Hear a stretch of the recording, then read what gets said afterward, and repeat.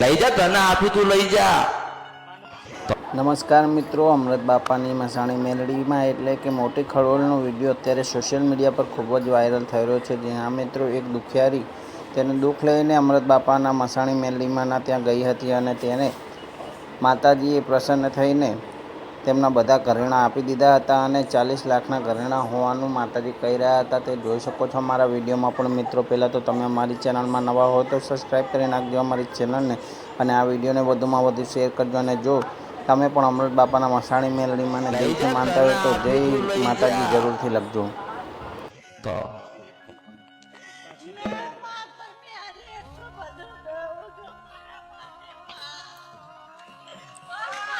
અરે